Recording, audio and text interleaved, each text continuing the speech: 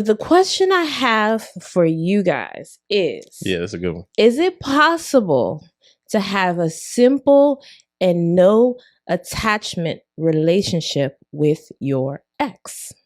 Now, again, simple and no attachment that part. relationship So with your ex. It's got to both be simple and no attachment. So all right, here we go. When I thought about this, I was like, when you say relationship, to me, a relationship implies two people coming together in some way for a common goal, right? Yeah. So you have a relationship with your doctor, right? Of some, it's different than the relationship you may have with your boss or your spouse or whatever. But you have a relationship with your doctor. You may see them once, twice a year, but you're coming together for your health. Right. Your boss, you have a working relationship with your boss. Obviously, you have many connections within your relationship with your spouse, or you should. And so when you say relationship, it implies that you're coming together for some common purpose. At very least in a cooperative fashion. We're coming together to work together to do something or to accomplish something. I mean, because relationships can be bad, and therefore it's not cooperative. But I hear what you're saying. I guess so. I hear what you're saying. You know, I like to dig deep, y'all, a little bit. Shut up. So I was like, relationship, okay, with your ex. Okay, so I'm not talking about friends on Facebook or social media. And some people may think that that's an issue, to be friends on Facebook or, you know, social media, because that's keeping the lines of communication open. It's more than keeping it open. It's keeping it like going in a lot of cases, depending on what you're talking about. Well, depending on what you're talking about, yeah. So what do you mean keeping it going? Being friends with your ex on Facebook or Instagram or wherever. Right. I guess I think about it like this. If I had your phone number, there's a few things that I could do. I can call you. I can text you. We can even FaceTime, perhaps, right? But like Instagram, I could do all of those things and check where you are, check your history, see what you've been doing. And so it keeps it like extra open. And so for some people's friends on social media is more of an invitation than we like to admit. Okay. I'm not suggesting one way or the other. Just you're not saying putting should it out or there, shouldn't. Just putting it out there that is a thought. That is a legit thought that folks have been expressing. And I personally know people. I know people who just refuse to be on social media. Right. Or to be on like Facebook and certain platforms because of that. Like, I don't know that I would be friends with an ex on Snapchat because I feel like that it just looks bad. It just looks bad. Okay. There's no real good about that because it's like, well, why do you need to be friends with an ex on a platform that's going to, you know, disappear your messages like soon after? Right. There's something that feels awkward about that. Right. Is all I'm saying. Right.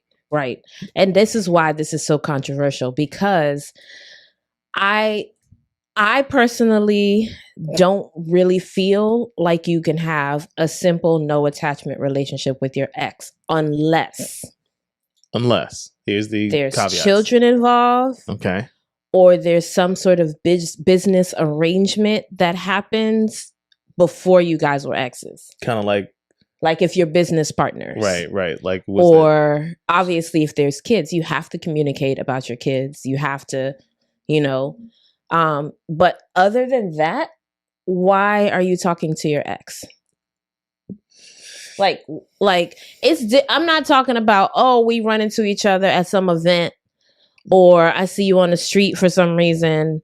I'm not talking about that. Like, okay, if I see one of my exes on the street, I'll be like, hey, how's it going? How you doing? How's life? Whatever. It wouldn't be, because I really don't have any hard feelings towards any of my exes. However, outside of that, why are we talking?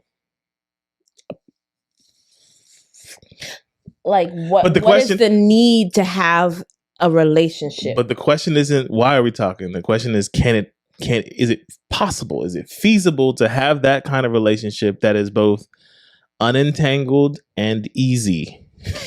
And you know, I want to say it. I don't think so. But then I look at my parents, right? And like, so my parents obviously were together for a long time. They were never married. They had me.